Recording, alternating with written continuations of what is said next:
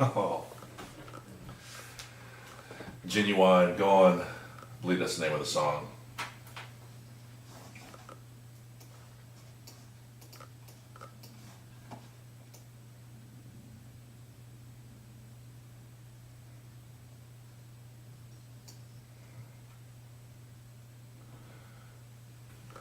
Welcome to the TheGripPodcast. I'm your host, Matthew Sky Osborne.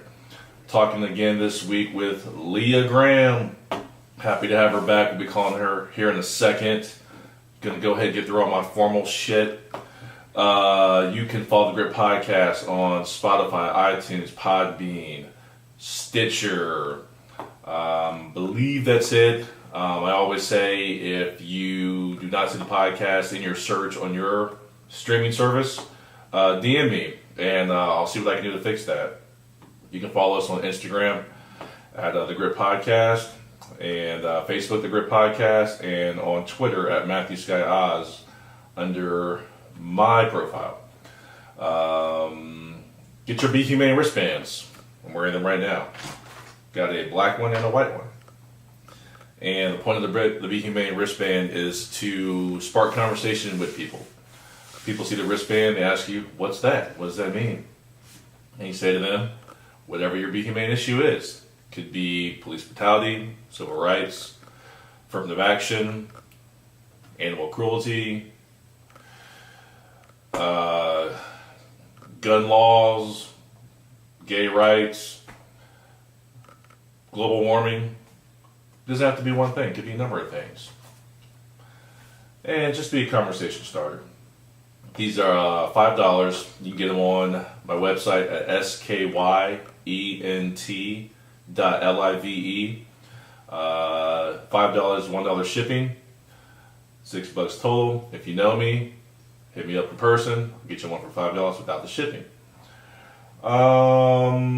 This is episode 25, 26. Hold on.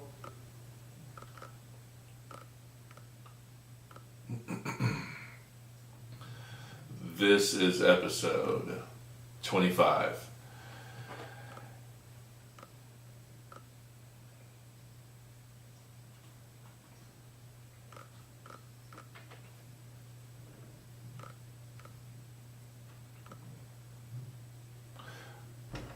This week we're going to talk about not the Parkland shooting, but the New Zealand shooting.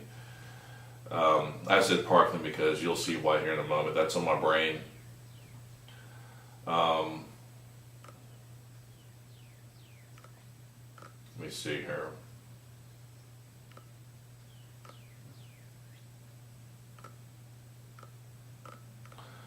Yeah, the New Zealand shooting, xenophobia, fear of difference. And we're going to see if we can make some sense about this. If you heard my other brief 7-minute segment, I think 2 episodes ago, you'll see how I feel about this. So, we'll go ahead and call Leah.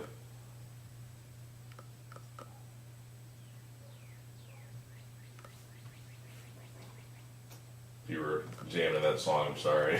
I just abruptly ended that.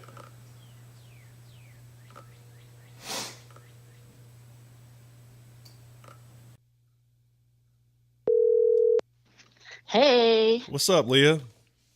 Not much. What's up with you? Not much, man. I missed you. I missed you too. It's been a little while. I missed you. I missed you, buddy.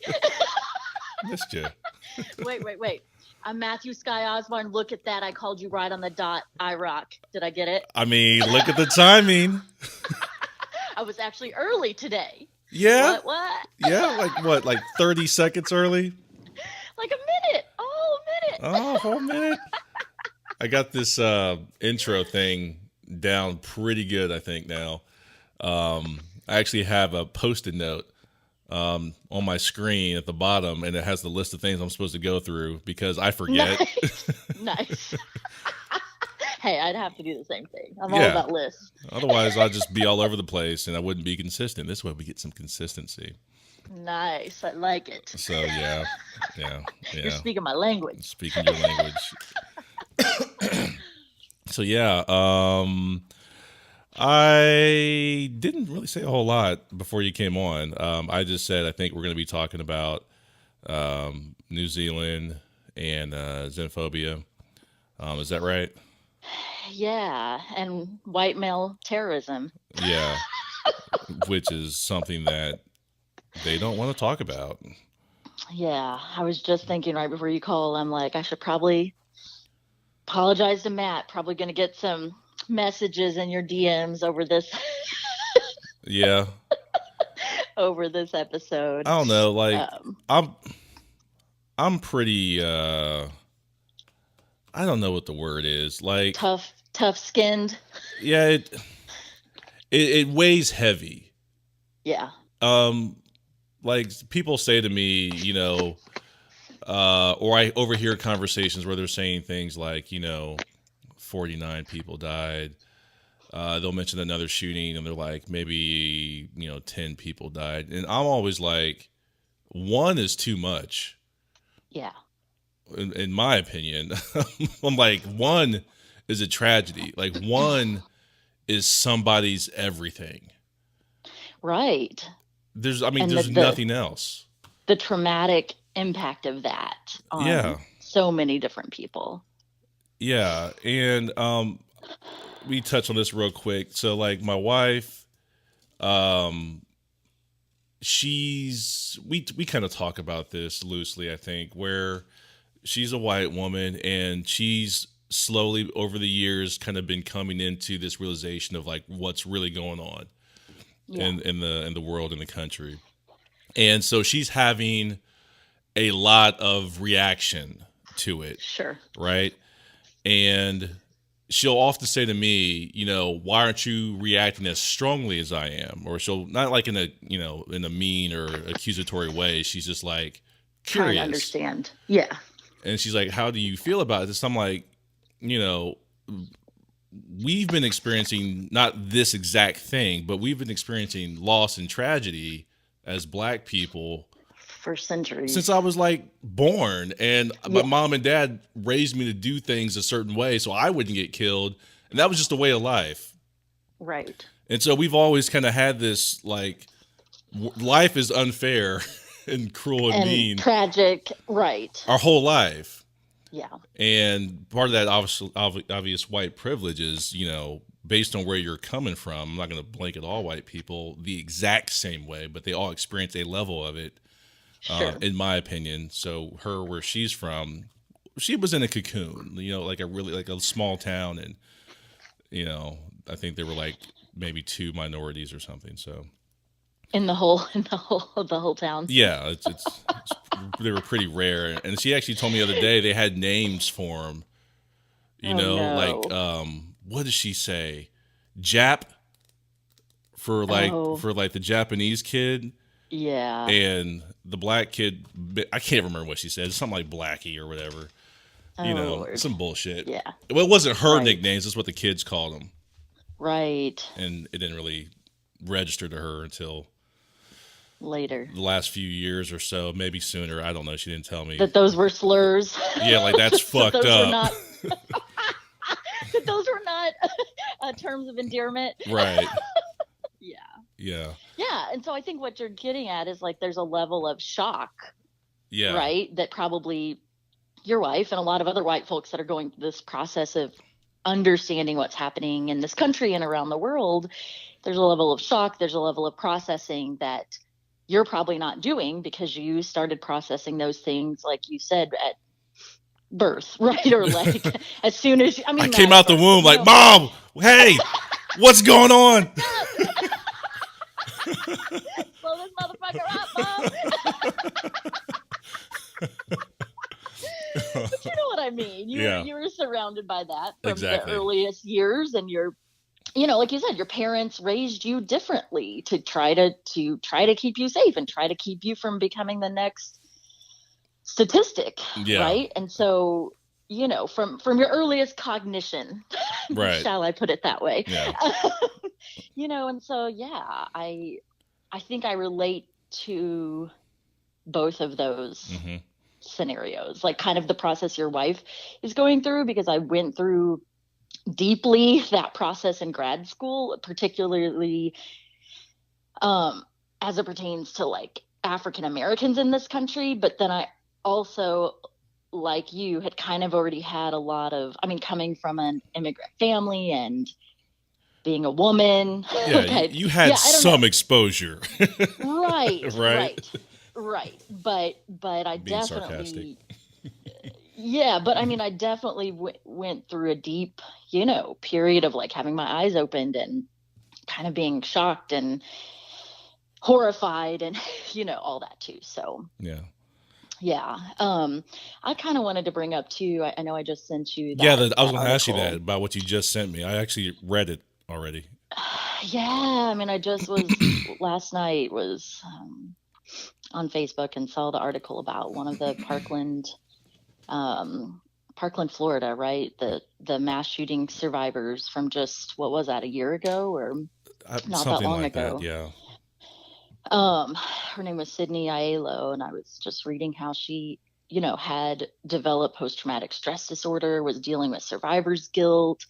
Her mom said like she was really struggling to go to attend her college classes because she was so terrified of, the classroom is a trigger for her, Right. right? Because she was a survivor of that shooting and she, took her own life. And it just, it just like brought home, I was already thinking about today talking about this mass shooting in New Zealand and then, here's like another tragedy. And it's like, it's not just, I think people know this, but I think sometimes they don't really understand like the generational repercussions like of these types of tragedies. And like you said, like one person is enough, but we're not even talking about like single shootings in this country. We're talking about like regular mass shootings, Yeah. mass shootings.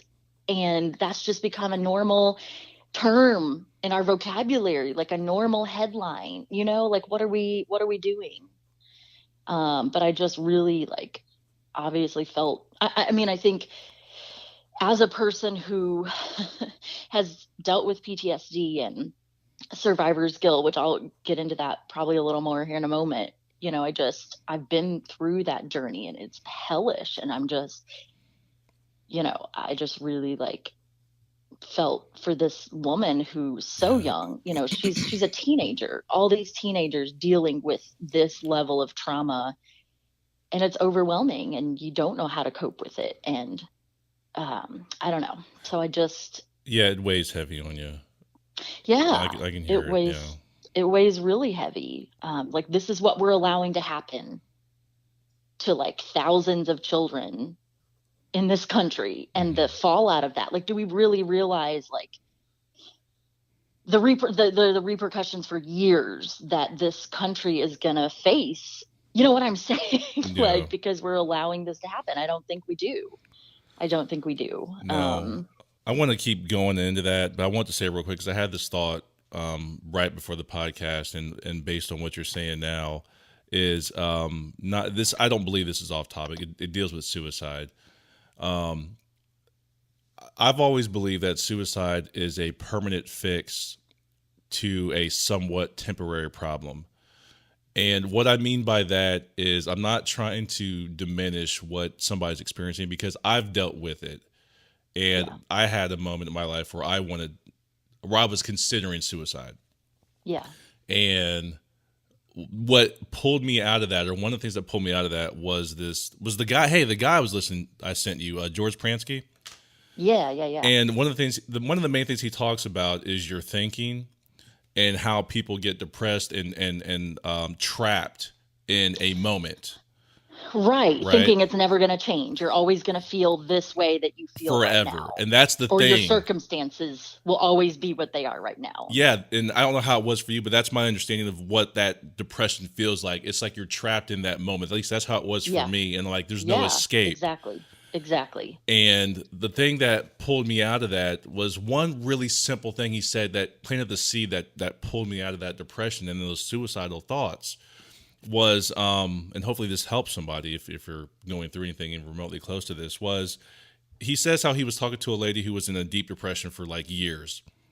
And he said, if I was willing to bet with you, I would bet that you aren't always depressed. And she's like, what do you mean? He's like, I guarantee you there's been moments where you weren't depressed. And then she was like, no, I know, I've been living it. It's been awful. And then he's like, no, I'm willing to bet you money. And then he kind of moved on past it. I don't even know if you've listened to any of it yet, but you may have already heard this. I'm sorry, Leah, if you have. No, I haven't yet. Okay. So you're fine. And so he said later in the conversation, he saw her grin. And he said, wait, why are you grinning? And she's like, well, I just was thinking it's funny that a therapist would bet with his client or his patient. And I thought that was funny or kind of weird. And he was like, I won the bet.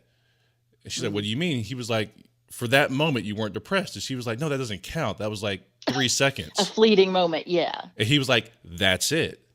That's how you get out of it. And what that means to me and how I believe he was explaining it was, if you allow yourself to just think, because I do think that people think they are in control of their thoughts. And you don't have to believe me, people. You can just try it for yourself. I'm not a therapist. Let me put that disclaimer out there. So, but it changed my life. And the thinking, or the people's thinking, is that they're controlling their thoughts and that they're driving it. You can do that to some degree, but for the most part, your thoughts are happening to you and you're reacting to your thoughts. Yeah. And if you just allow yourself to just think and not worry about what it's doing or trying to jump into your thoughts or examine your thoughts, make sense out of your thoughts, just let them happen. If you let that happen, you'll naturally have different thoughts and you'll slowly come out of the depression because you're just allowing yourself to think. And I think the problem that people have when going through depression is I think they think that they have to either figure out a way out or they have to make sense of this, or they're trying to do something with the thinking. It's literally like a cut on your arm. And I'll wrap this up here. He talks about your mind is just like your body. Like if you get a physical wound, your wound will heal itself.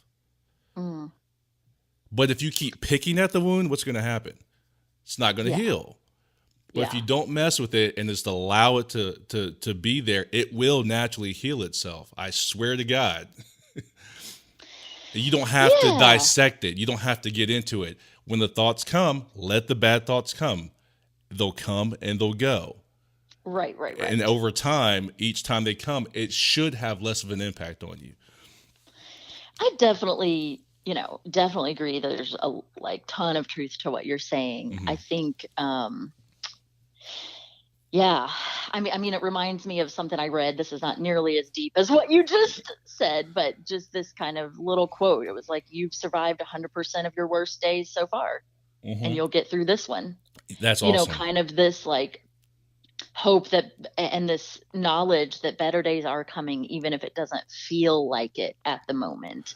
Yeah. But I think, having said that, PTSD is a whole nother beast. I mean, that shit jacks up your thinking and your memory and your, it's the statistically, powerful. Yeah. I mean, statistically, there's a much higher percentage of people that have PTSD that commit suicide. I mean, it fucks with you in a way that's beyond. I mean, usually there's depression mixed in with that too, but I think it messes with you in a way that's beyond, depression alone or anxiety alone or suicidal thoughts alone.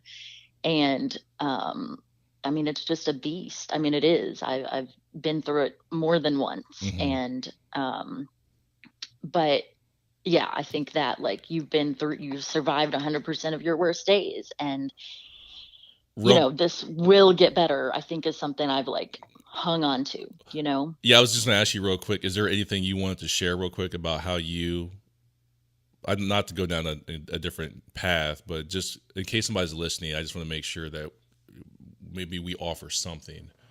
how I coped with that, Yeah, or like was there anything that you am did coping. to help you work through that? I mean, a shitload of therapy. Mm-hmm. A lot of reaching out to other people on those worst days, at those lowest points when I felt like I couldn't do it. Just I am very lucky and grateful that I've always had a good support system around me of people that I can call and say, I'm having a super shitty day, and they'll listen. And but I mean, even with that, it's still one of the most isolating, terrifying like things to go through, because it does mess up, like neurologically. It totally changes the way your brain processes memories, and you have nightmares. I mean, there's just so many elements that are not something you can control. Mm-hmm. It just happens to you. And I think that's where the helplessness part and the depression can come in, is because it almost feels like something else has hijacked your mind or your body, and you can't, no matter how much you fight it, you can't control it, right? Like it's just happening to you. And but like what you said, with work and with therapy, and well, I don't know if you said this exact thing, Mm-hmm. but it does get better. It does get better. And I think that's what's helped me with, I mean, I developed PTSD after, I shared on different episode that I went through, I was raped a couple of years ago. Mm-hmm. And, I think that's what it almost, it kind of helped me that I had gone through PTSD before, because I kind of knew, I mean, it was still terrifying, but I kind of knew what the process looked like. And I just held on to the fact, like, Leah, you found a lot of healing and relief, and things eventually got better from the last time you went through through PTSD, and it's going to happen this time too. You just have to hang on, and I guess that would be like, if I had some advice, like, just don't end it, like, and there are days when it's just like, if all you did today was breathe, that's enough. That's enough, that you literally just like survived that day. And and reach out for help. Mm-hmm. Reach out for help, and things will eventually get better. But when you're in that worst part of it, man, it can be hard. Mm-hmm. So Oh yeah, absolutely. Yeah. So yeah, I do think your mind has the ability to heal itself somehow. That's my take on it. And I think you see evidence of that with some people who pull through, or maybe they're learning to compartmentalize. I don't know, but there is light on the end of the tunnel, or there's it's not over. Yeah, exactly. Yeah. You can rebuild, and life can be and will be good again. You just gotta like ride it out, Yeah.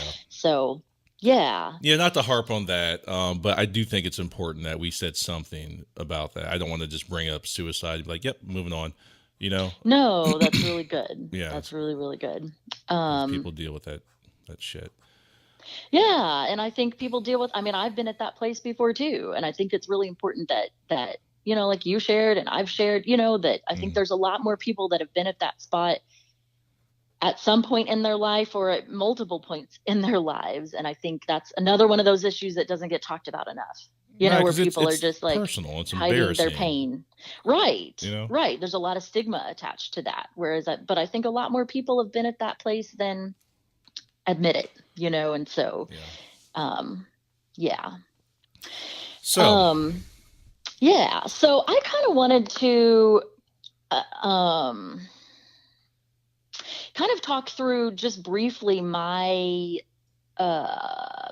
first encounters with this term xenophobia. Mm-hmm.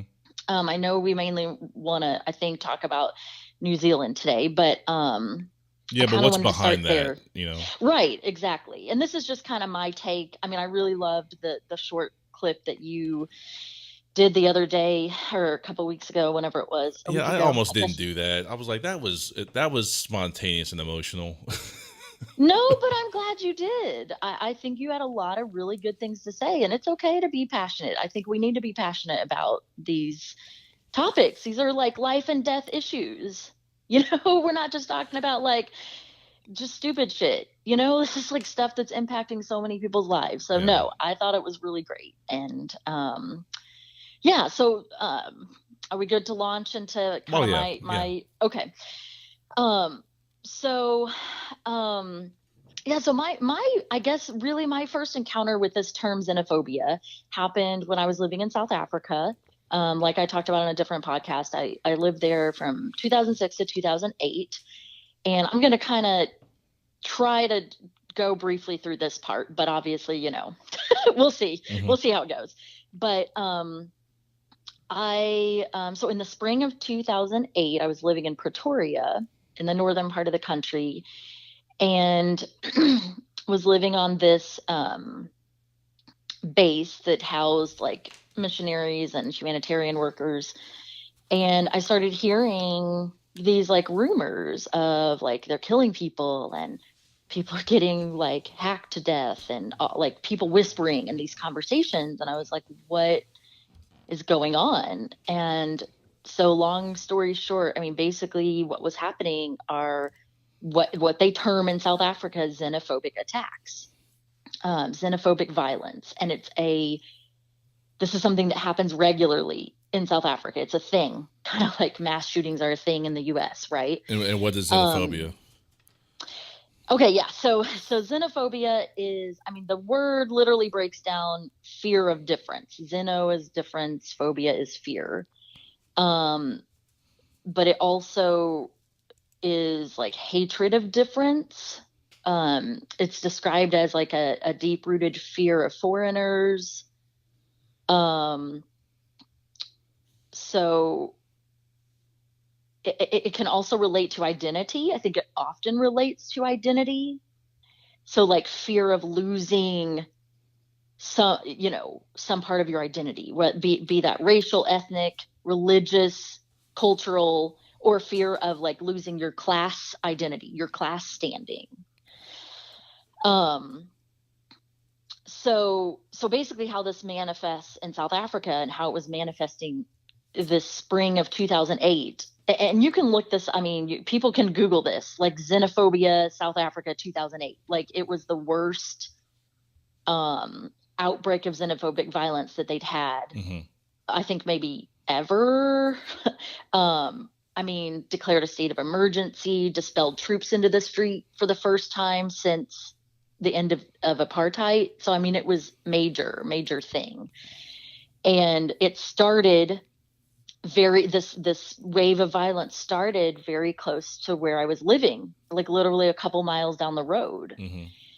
And then it just like spread throughout the country. And so basically what was happening on a little bit broader scale at that time was Zimbabwe, which is the country that borders South Africa just to the north, was going through this horrific economic collapse. It's described as one of the worst economic collapses in literally like the history of the world. I mean, their currency was at like billions of percent inflation, like wow. Horrible collapse.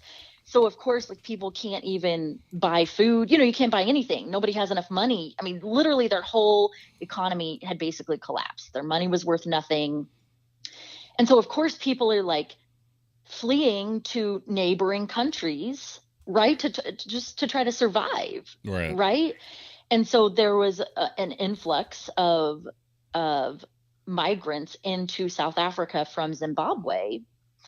And since Pretoria is in the northern part of the country, Pretoria and Johannesburg are really close to each other, two of the major cities in South Africa.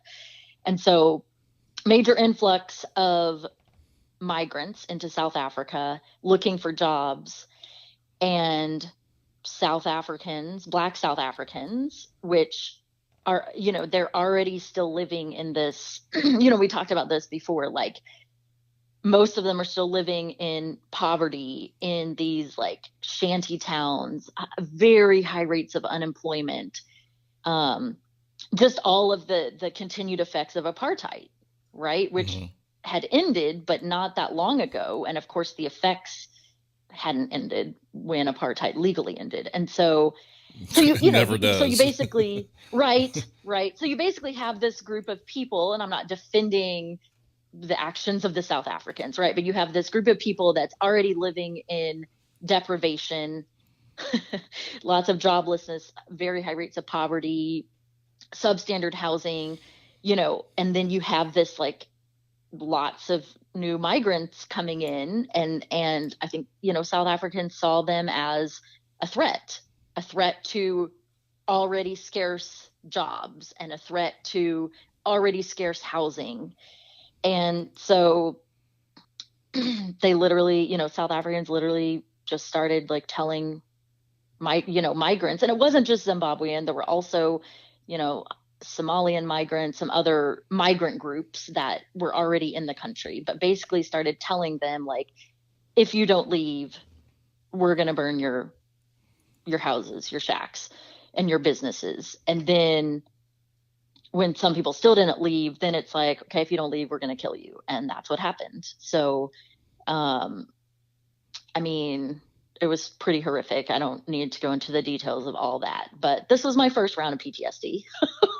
Round one.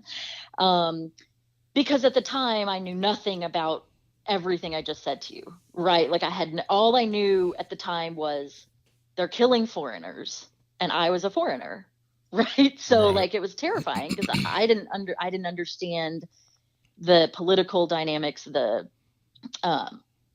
it was a certain type of foreigner that these South Africans were targeting.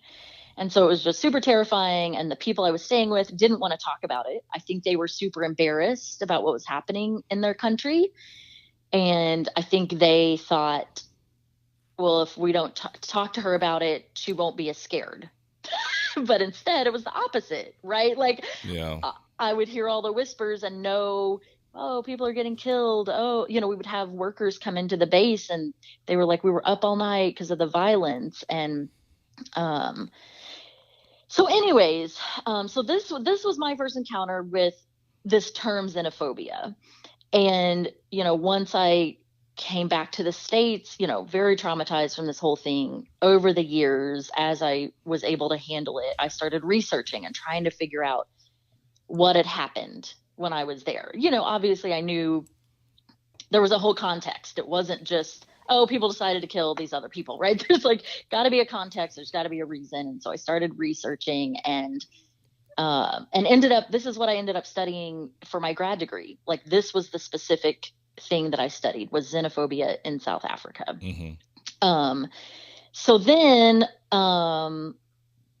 move forward a little bit. And I started to study more of like US history of different ethnic groups in the US, I started to realize like every single new group of migrants throughout US history, like when I say new group, you know, like group of people that started migrating in significant numbers, right, was feared and was demonized every single time, right? Like whether it was because of ethnicity or religion, you know, there was the whole like when Catholics started migrating in large numbers, there was this whole like, oh, anti-Catholicism in the US, right?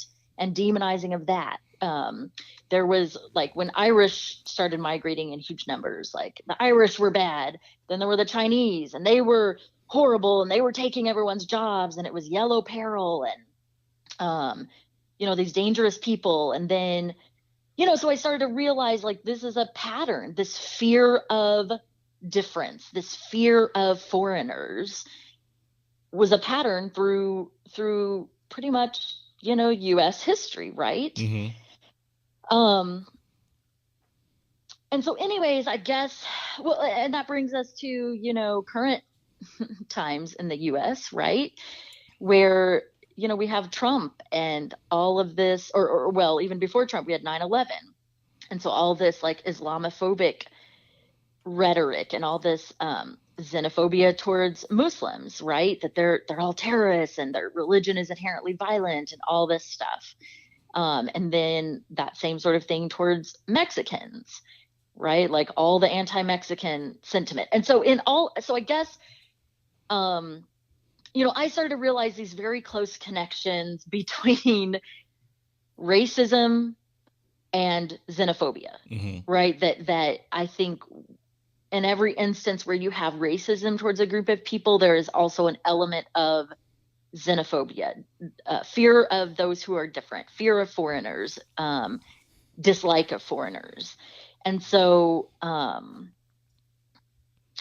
guess when I hear about New Zealand, right, and what happened there, Tarrant is the shooter, or the suspected quote unquote shooter, I guess at this point, the alleged shooter, but whatever. I think it's pretty clear that he is the one. Right.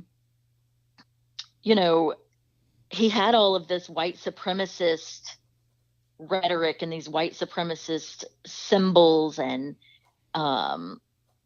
he released that manifesto. I guess let me back up a little bit, right? So like he released that 70 something page manifesto, right? Yeah. Like a few minutes before he started these attacks. And there was a ton of white supremacist rhetoric in there, but I guess as someone who's familiar with xenophobia, there's a ton of xenophobic rhetoric in there too, like talking about migrants as invaders, right? And talking about he talks about how he is I think he described himself as an ethno-nationalist, which basically, I had to look that term up. I'm like, I feel like I should know what this means, but basically where his nationalistic loyalties, like he sees nationality not as like a nation state, but as an ethnic group, right? So basically for him, it's white folks. Was it just like that broad? Was it just white people? It wasn't like more specific. It was just white. Because I didn't read. I don't know. Yeah, it's white folks. Okay. Right. So like he was talking about non-European immigrants in Europe who are quote unquote invading his land. Right. So he grew up in Australia, from what I understand, was living in New Zealand, but he's seeing Europe as the homeland, his homeland, even though I don't think he ever lived there. Right. And feels this sense of rage over these immigrants who are invading, quote unquote, Europe, because he feels that his kinship is ethnic. It's racial, right? It's with white folks. It's not necessarily specific to Australia or New Zealand. And I was thinking about this is a little bit of a bunny trail, but I'm like, this motherfucker was an immigrant himself. He grew up in Australia, migrated to New Zealand, if I'm understanding his background correctly. These people usually aren't intelligent. Right? I don't laugh. Like, it's not a laughing matter. It's just like, these people are... Anybody who values human life that way, I don't see a high level of thinking involved in their rationale. It's like they usually end up, if you listen to them like this guy, they end up contradicting themselves in their own sentences and the way they speak about stuff. And I'm like, it's illogical, it's irrational. It's not consistent. I'm like, you aren't even making sense you're contradicting yourself. Right? Which made me think of guess who? Shit. You kidding me? Like, and I don't know. It's just, it's weird. It's weird. It's really weird to me, and I can't make sense of it. And I don't think there is a way to make sense out of it. You can't connect the dots, or I haven't been able to connect the dots because I don't think they even know what they're talking about.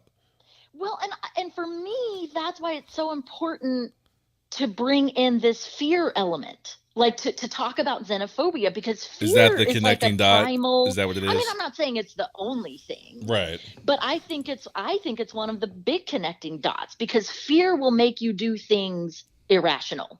Right. Fear will make you.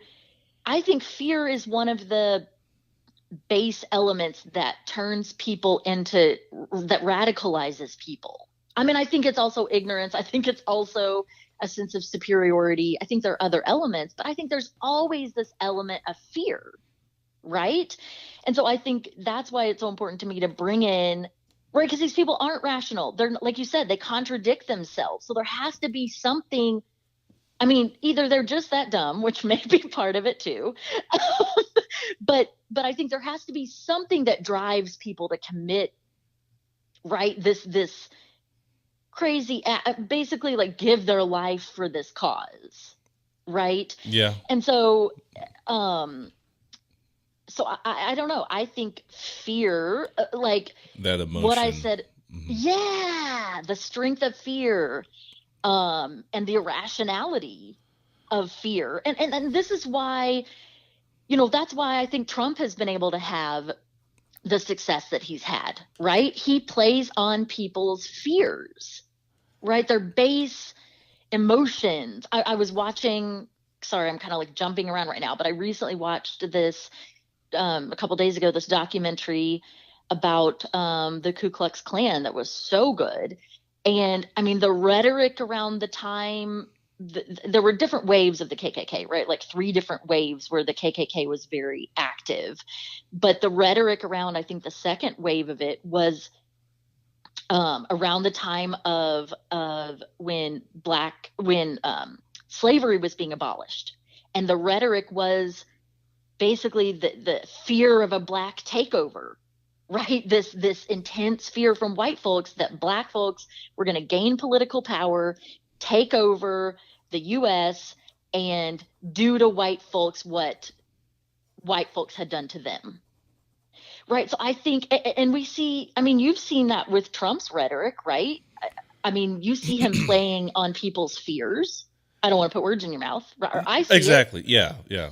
Right. Like, oh, these Mexican, rapists and, they're coming to steal all your jobs and they're criminals, right? That's playing on people's fear. And so, yeah. So back to Tarrant. Well, fear, fear is such a lazy, I don't know if lazy is the right word. It's such an easy emotion, right? It's so easy, like, to be afraid of something. It's quick. It's knee jerk. It's easily, reactional. I swear. Yeah, I swear. I think it's lazy, and I don't know how that sounds, but because like if you hear anybody intelligent talk about fear, in any capacity, like, you may hear people talking about like, I don't know, a bad event. Don't panic. Whatever it is, like, don't panic. You panic, you freak out, you do something stupid. Right. Like, don't panic. Like, stop and think. And you may be able to get yourself out of whatever that situation is you're dealing with. But panic and fear, my mom always told me this, actually. She told me fear or panic, I think she said something was like, it's temporary insanity. Something like that. She's like, it's temporary insanity. Like, you just lose your mind and you start doing weird shit. You know? Right. Okay. It's not rational. It's not thought out. And so. And it's often based on lies, misinformation. Yeah. And so. No, go ahead. I'm not trying to patronize people, but it's a human emotion. You can't get away from it. Well, but it kind of reminds me of like little kids. How like we're talking about Trump rhetoric or this alt-right rhetoric. Like it kind of reminds me of little kids. Like little kids, you can tell them they're very gullible. Yeah, you can tell them. Like, yeah, you tell them anything. If you tell them there's a boogeyman under your bed, right, they're probably going to believe you and start freaking out. Right. But it's irrational. It's based on lies. But I feel like so many adults continue to operate out of that same level of gullibility and lack of questioning things that literally like a 5-year-old kid operates out of. It's funny you say that. Somebody tells you Mexicans are taking over or what the fuck ever it is. And instead of like is that really the case? Let's do a brief Google search of statistics and see what percentage Mexicans are of the actual freaking population of this country, Right. which is not that high, right? Like, instead of taking literally like 5 minutes to like question that or like question the narrative, it's like the little kid. You just start to panic and freak out. I mean, I remember, this reminds me of this really long conversation I had with an ex-friend of mine, a white male who was raised in Louisiana. And we had a long conversation about stuff like this. And that was one of the phrases he used, many things that he said. This was a couple years back, but he was like, Latinos are taking over the U.S. government. And I literally sat there as we were talking with my laptop and Googled percentage of Latinos in the U.S. government. And it was like 2 to 3%. So I literally just told him, Joseph, oops, I just said his name. Oh, well, we're not friends anymore. I can actually mute it if you want. No, it's fine. I don't care. Joseph, it's this percentage. And then he spewed out something else. And I was like, Google. Joseph, that's this. I mean, it was just like, that's how fast it is, right? If you really want to know the statistics or the information, but that's the thing, like, people are not reacting to actual statistics and actual information. They're reacting out of this very gullible, irrational, primal emotion. Right. Go ahead. Well, I was gonna say, well, okay, so there's two things about that. I actually read somewhere, they don't quote me exactly on this, but I read somewhere that said most adults, adults, don't move past a high school level of maturity. Oh, damn. Or it's either maturity or, I think it's maturity, not intelligence. I think it's maturity. Like, most people, that's like their peak, and they stay there for the rest of their life. And if you actually look around society, you see that shit. Like, you see, you see cliques. You see adults all dressed like each other. Right. And you see adults believing shit that's not true. Basic stuff. Basic Google search. And so I think that's true, that most adults don't move past the high school level of maturity. And that's how you get a lot of this bullshit. The other thing about fear is it's self-validating. Right. Which makes people take such strong stances on whatever their fear standpoint is. Like, self-validating. Go ahead. So you have the fear, whatever it is, and then people, like, you're able to validate it in your own mind. Right. This fear is real because I saw this thing.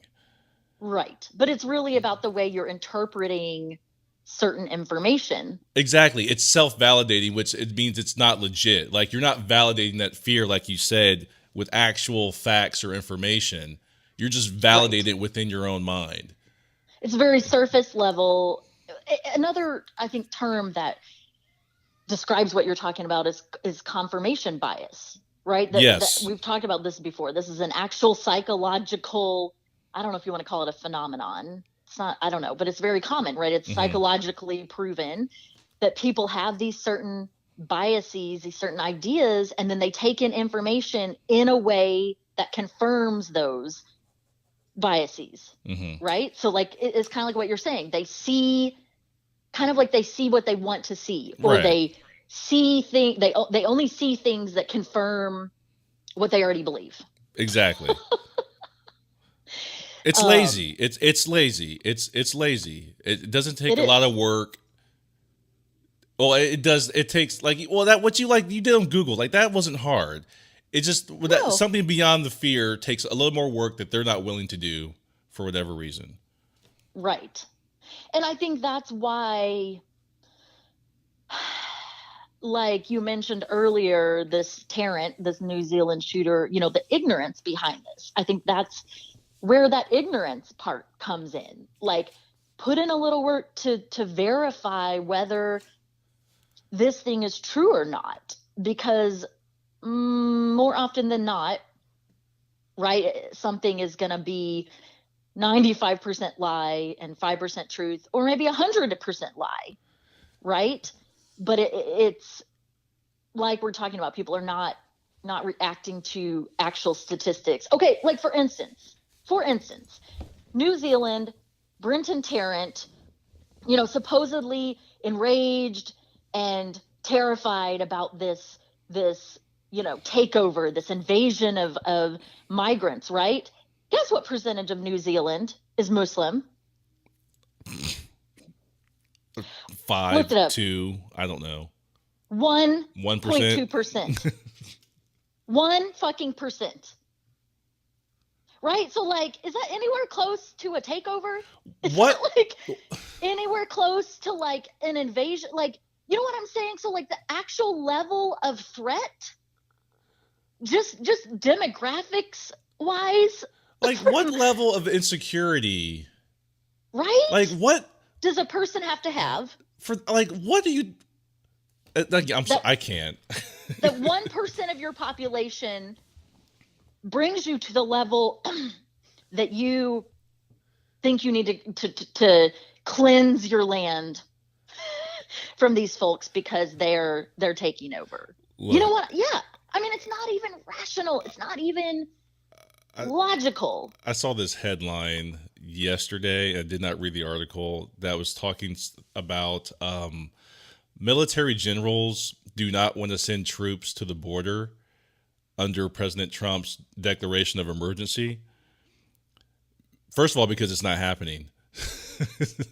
Right, there is no emergency. Second of all, they're like, this is depleting our forces in areas where we need troops. Right? Yeah. And it's weird to me to watch. I'll just go here and say it. It's weird to me to watch white men try to explain to other white men things that don't make sense. There's like this kid glove thing. It's like they got kid gloves and they're like, well, I mean, like where they use racially coded language. Yeah.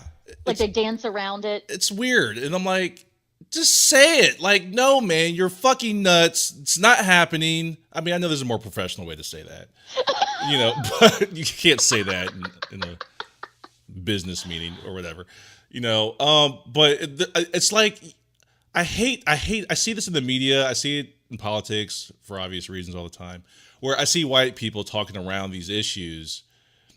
But when it's black people or it's anybody not white or even women, shit, they're smacked over the head with it. Like, it's a much more aggressive take.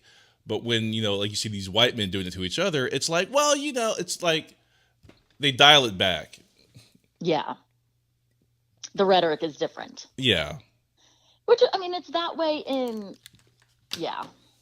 I think it's always that way. There's always different terminology. Like, I was thinking about, the whole thing I mentioned about Tarrant was an immigrant himself, but I'm sure he would have never, like, we don't call white folks immigrants, right? Like, when white folks go live abroad, like when I was overseas, white folks are called expats. What? Expats. Yeah. I've never heard expatriates. That. It's like a term that is used for, like if you have, just like somebody from the U.S. that moves to Kenya to live there. They migrated, but they're never called immigrants. They're an expat. They live in a different country, expats. Like, there's always different terminology right around, like, when white folks do something versus like when other people do something. Right. So anyways, that was a little bit of a bunny trail, but yeah, and that's why, and I know I'm not at all the first person to bring this up, but that's why, like at the beginning of this podcast, I use the word, like, let's talk about white terrorism, right? I want to hear that. I want to hear that so bad in media, right? I want to hear those words so bad. Like, I was thinking about this and I got like all riled up just when I was like kind of taking some notes and stuff right before you called, right? It's like the U.S. has all this terminology about things, like white folks in the U.S. are always wanting to talk about like black on black crime, quote unquote, which isn't even a thing, which, we'll get into in another podcast, or, Islamic terrorism, or, Mexican invaders. And I'm like, if you want to talk about invaders, if if you want to talk about terrorism, like, what about like hundreds of years of white Christian male invasion and murder and terrorism around the whole freaking world, right? Like colonization, enslavement of Africans, U.S. apartheid, KKK, Jim Crow, lynchings, all the way up to today, police brutality, mass incarceration, mass shootings. Who was behind all that in history? And who is behind all that today? Primarily white male Christians. But we don't, right? Like, we don't, that's not a thing. We don't talk about white terrorists. And I'm not sitting here, like, I don't think profiling people, I mean, I think that's always dangerous. You know, I always hesitate to do, there's always a dangerous element to, like, you know, creating a profile of a certain type of person. Exactly. Yeah. So I'm not saying, you know, all white Christian males are terrorists or are colonizers or what. That's not what I'm saying. No more than all black people are criminals and thugs. Right? Or aggressive. Same difference. But, right? But why isn't there that terminology and that rhetoric? Yeah. If we're going to do it here, country? Why don't we do it there? Yeah. If we're going to try to dig into why certain extreme, you know, elements of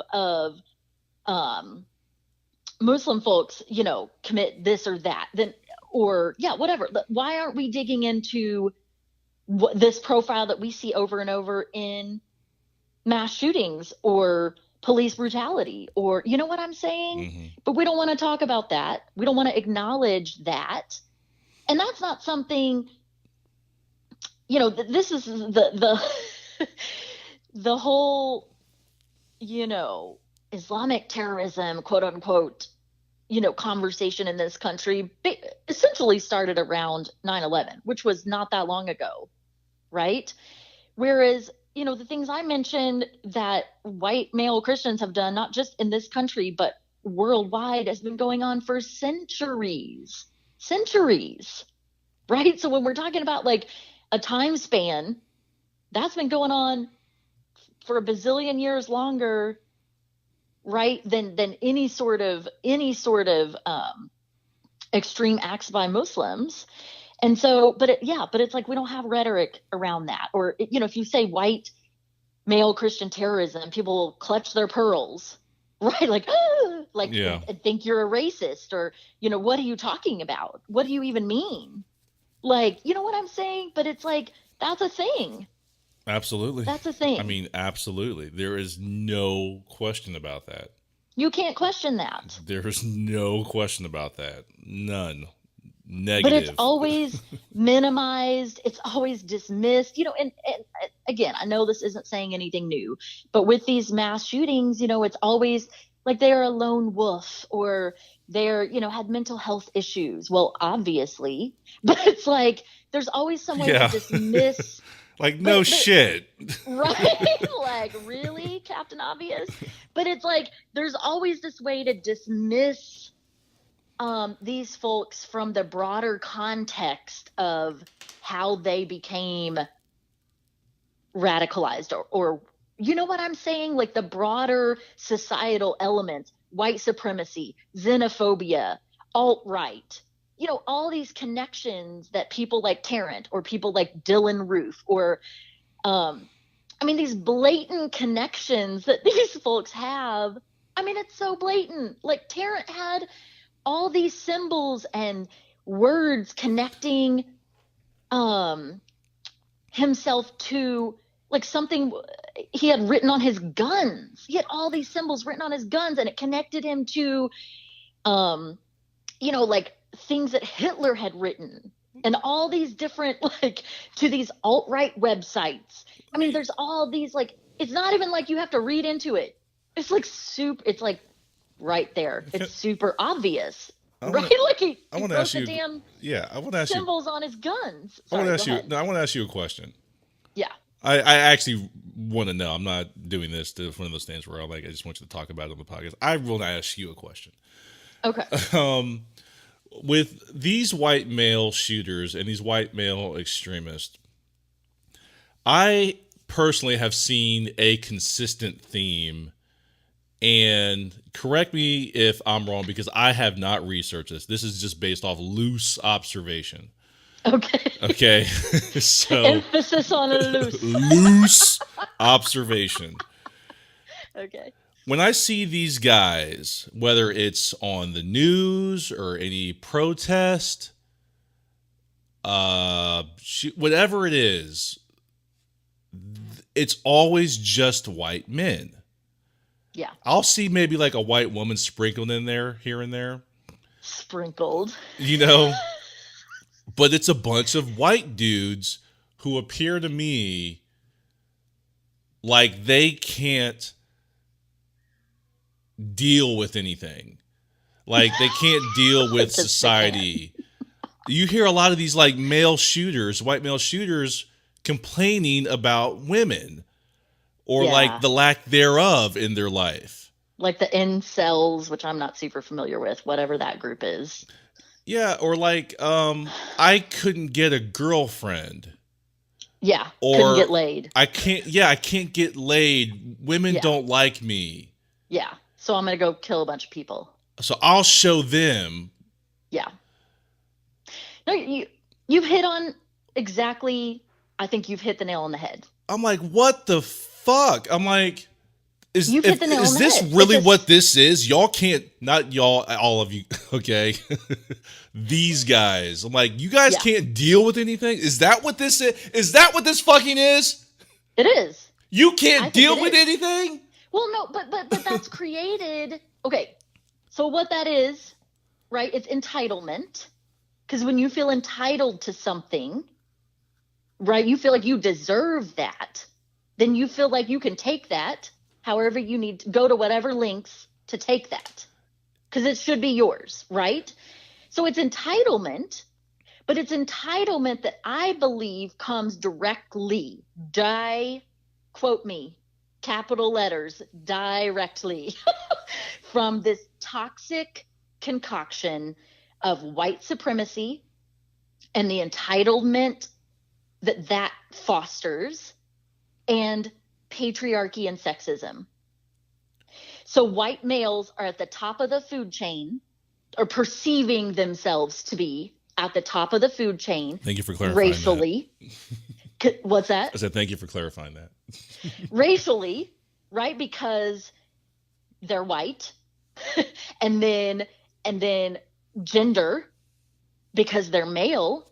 So they everything around them in society tells them they are superior, that they are entitled to a certain kind of life. They're entitled to women, right? And these aren't necessarily always explicit messages, right? Very covert often, not always. But right, when you're fed a diet of that from the womb, let me use that phrase again. Mm-hmm. Mom, it's mine. It's all mine. Right? Like all this shit is mine. These women should be mine.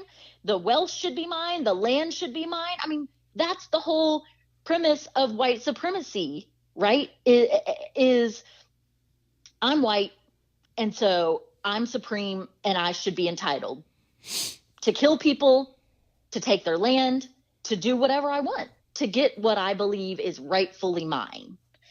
And so I think when you add that with sexism and patriarchy and the entitlement, so that's why you see, right, this whole like, I can't get laid or I can't get a girlfriend and I'm enraged. And I'm like, you're now shooting people because of that. Because they feel entitled to that. That is bananas. But that's been, you don't just see that. Okay, let's throw this out there. You don't just see that with white men, right? If we're just looking at sexism and patriarchy outside of the white supremacy, that's been throughout history and still happens today. Like you see men who kill, right? They get rejected. Somebody breaks up with them and they go kill him. They go kill their ex-partner. Like, and this, I don't know if it happens less now than it used to, but I don't even remember what I was researching. I'm always researching shit, so who knows? But this was a couple of years ago. Mm-hmm. Researching maybe like 50 to 70 years ago in the US. Oh, I know what it was. This white male told me, was talking about how in the 1950s, people were more polite. And I was like, motherfucker, shut the fuck up. Right? Like, what are you even, during Jim Crow, like, what are you even talking about? Well, I guess that was before Jim Crow. But because it was in connection to a conversation about mass shootings. Because he said people carried guns, they would all the time, but there weren't mass shootings like we see today. And I was like, lies, lies, lies. I know this is a lie. So I started researching it and coming across all of these shootings. Some of them were mass shootings, but a lot of them were white man goes to the schoolhouse and kills teacher who rejected his proposal. A bunch like that. That was like a bunch of them. So anyways, I'm totally off track here. I think. Okay, go ahead. You know where you are then. So I think this, you already get that entitlement. I mean, that's what's behind rape, right? Like men who feel entitled to a woman's body, men who feel entitled to being in control, right? This whole like entitlement mindset and this X, Y, or Z belongs to me. I mean, you saw this in my study of South Africa. There was all this rhetoric, and in the US, right? But in South Africa, there was this rhetoric for the colonizers, that they were the people of the soil and therefore the land belonged to them. Like that was their justification for killing all the indigenous folks, right? We are entitled to this land. And so we'll go to whatever links we need to go to, justified to get this land. Manifest destiny in the US. Yeah. God has given us this land. God. So who's going to argue with that? God's given us this land. So the sense of entitlement. And so I think, again, you see this entitlement behind sexism and patriarchy, and then you see this entitlement behind white supremacy. So then when you add both of those together, it culminates in the white male. And I think that's just a toxic concoction for so many white men. Right. And we've talked about this before, I think on a previous podcast, how like in my conversations around racism, white men tend to be the most stubborn. They tend to be, the ones that are hardest to get through to over and over and over again. And I think it's because they have, we talked about this when we were talking about intersectionality, right? These levels of all these layers of blinders, right? The blinders of their male privilege, the blinders of their white privilege. If they're Christian, the blinders of their Christian privilege in this country, right? All these layers of privilege, and with privilege comes most of the time, attitudes of entitlement, right? Like you see this with spoiled kids, right? Spoiled kids, you give them what they want too often, or they have access to too much. They're overprivileged, and they come to think that like that's what they're entitled to. And I think about the phrase. Have you heard the phrase? God, give me the confidence of a mediocre white man. No, I've never heard that.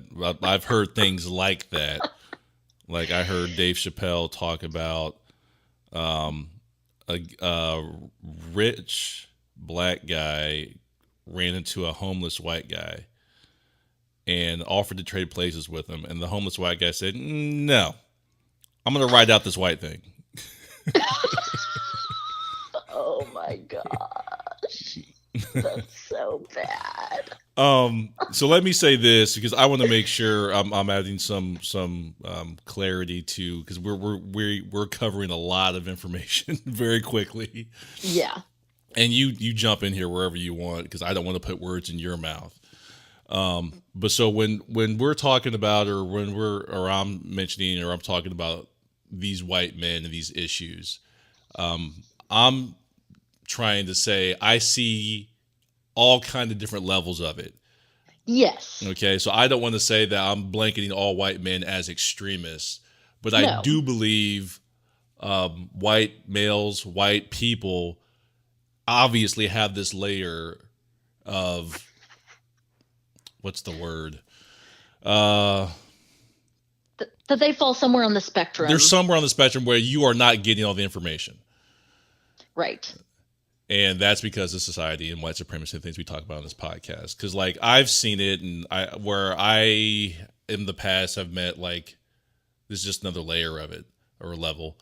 White guys who had trouble getting women, just dates and shit, and I've seen their rhetoric change more to.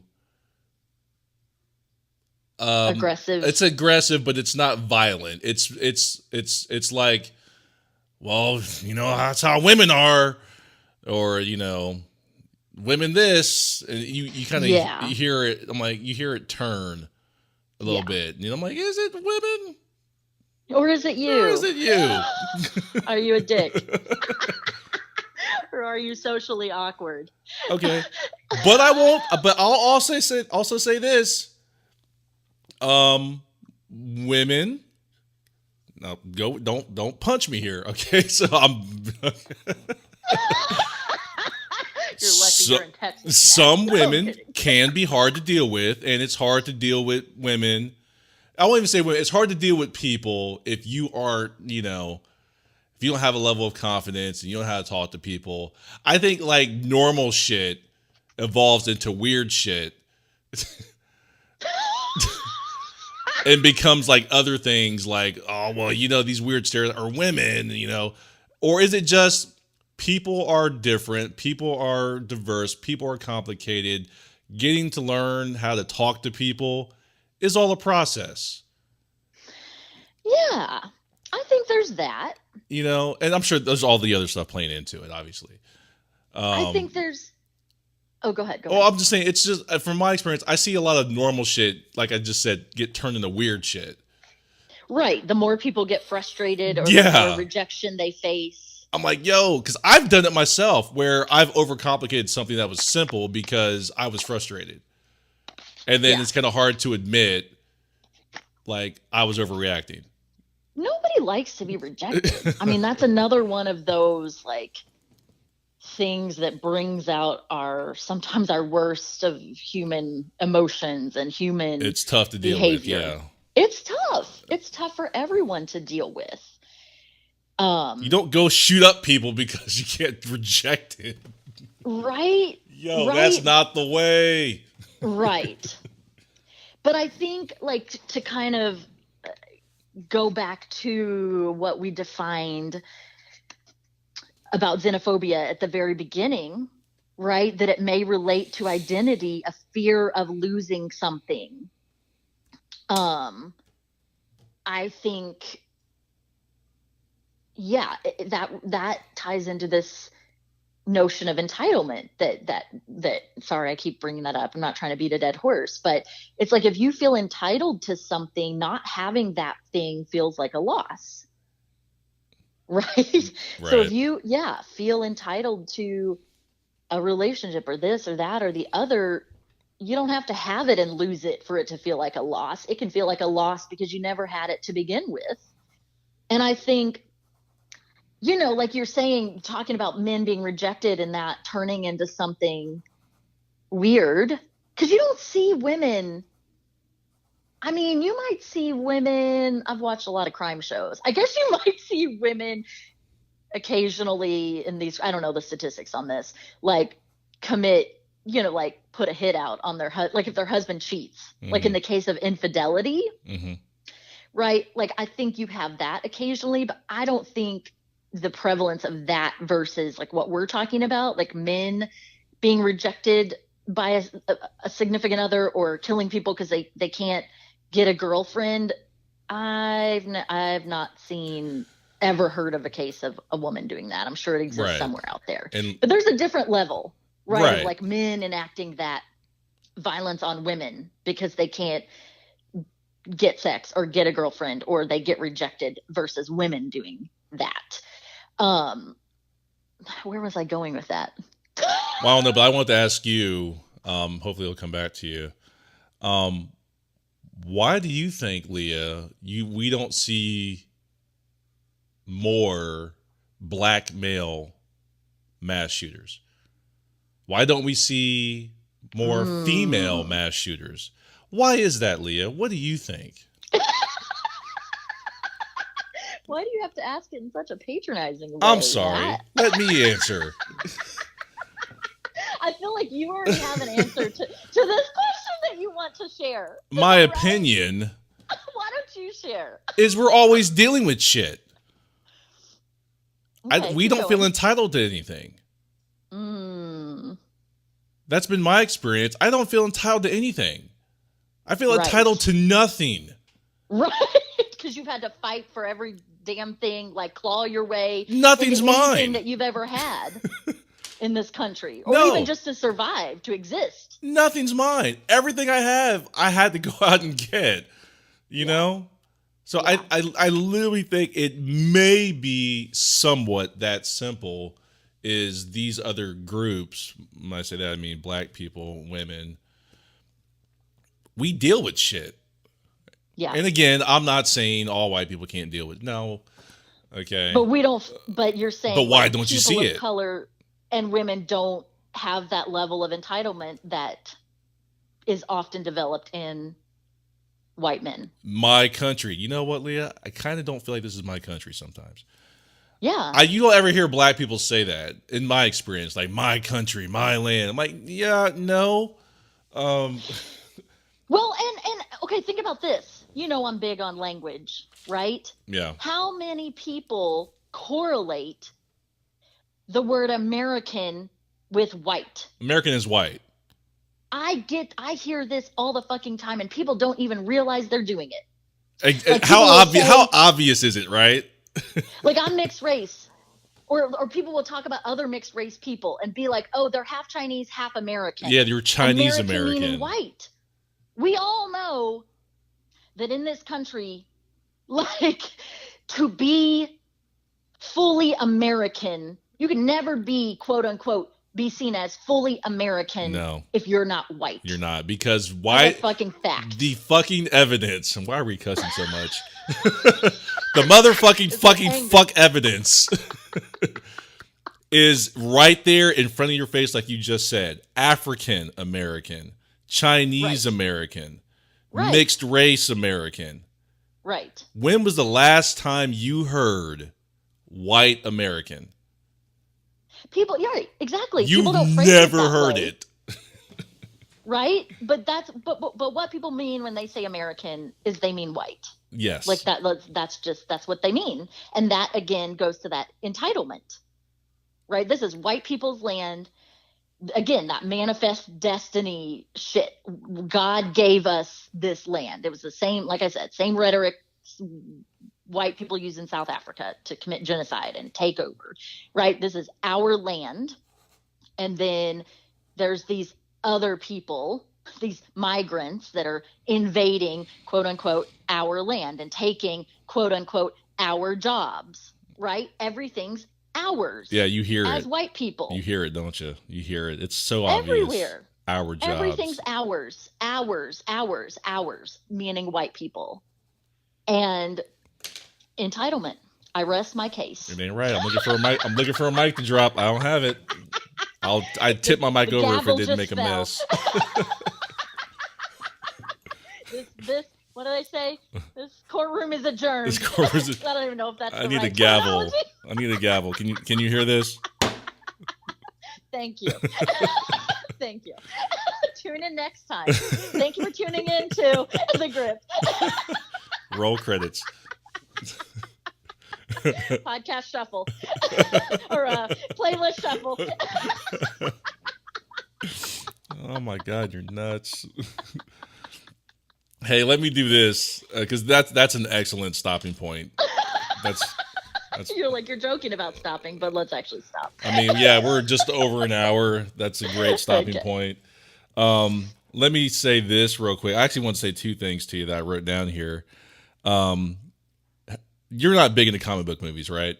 Or comics at all? That's not your thing? No, I'm not. Okay. Sorry. Have you heard anything about Captain Marvel?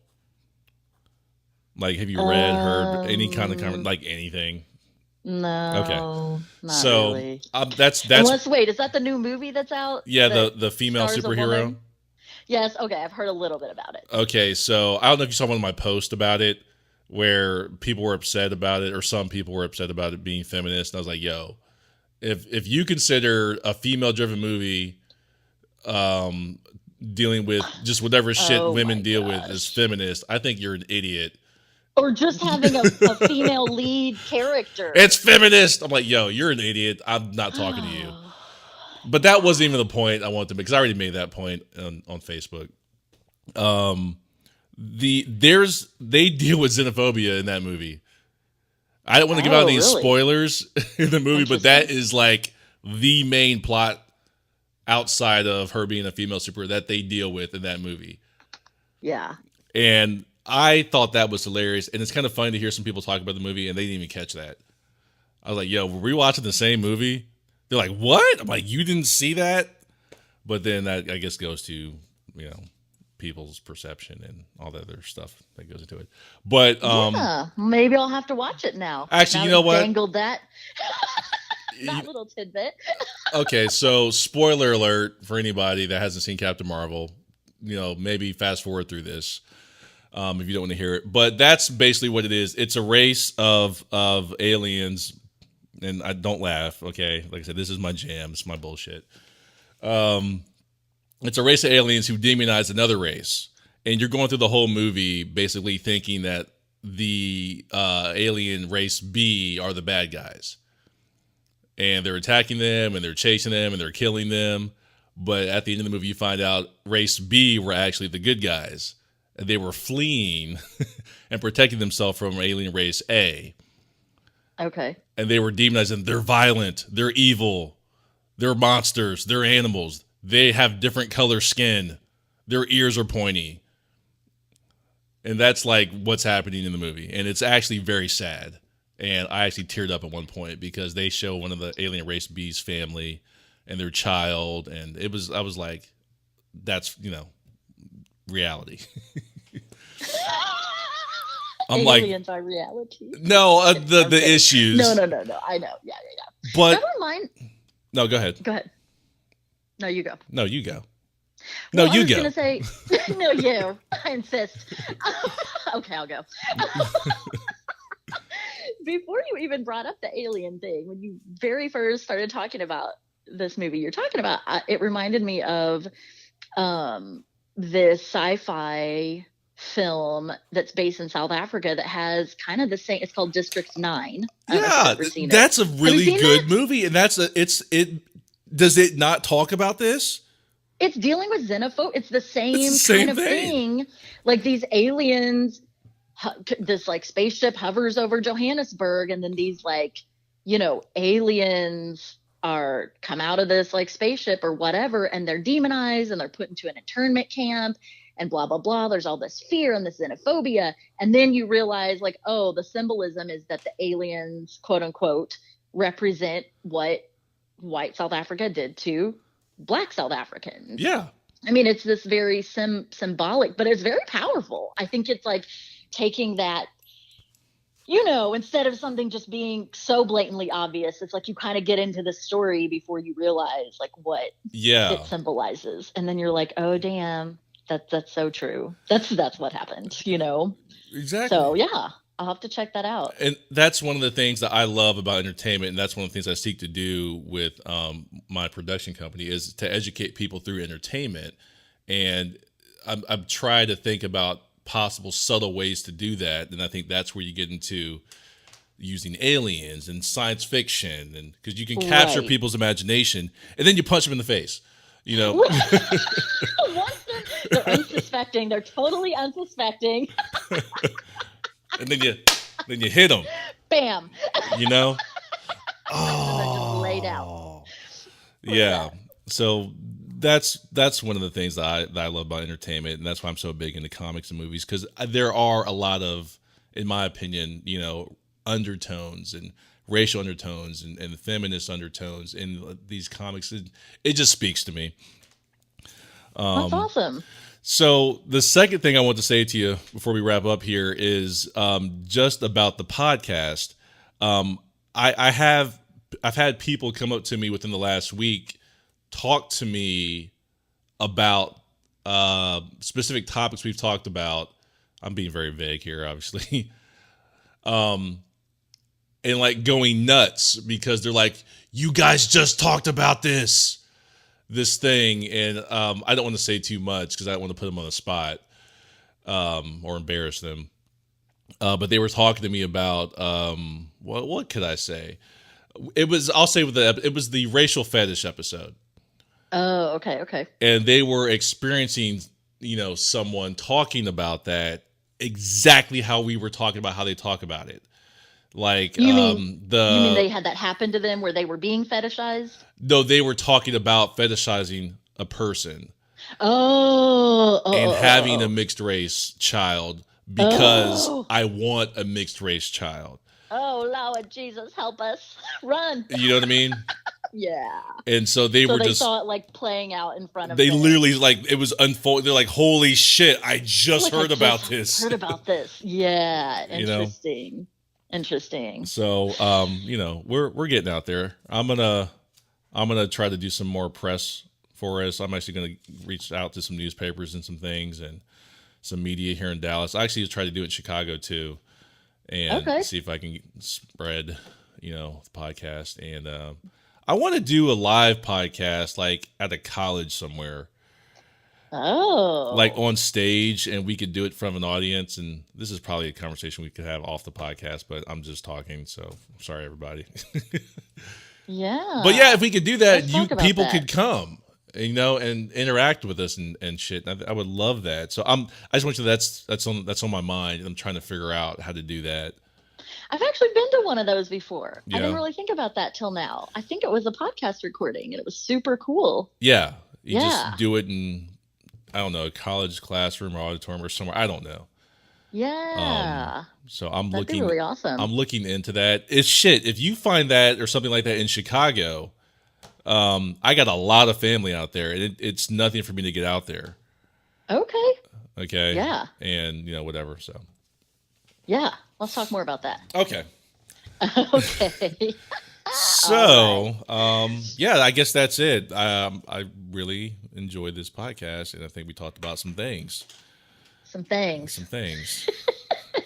So. I enjoyed it as well. We'll chat again soon. Okay, talk to you in a bit. Tune in next week. Okay. Mm-hmm. Bye. Bye-bye.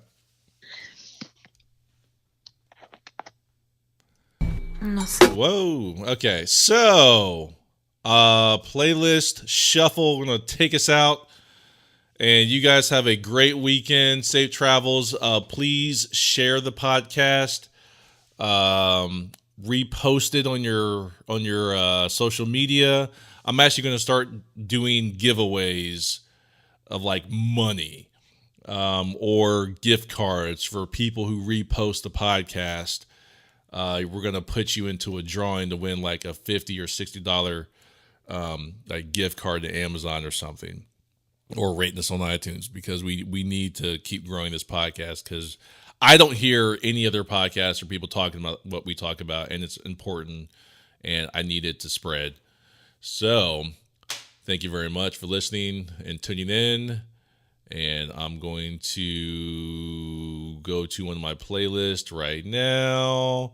I'm almost there. One more second. Shuffle.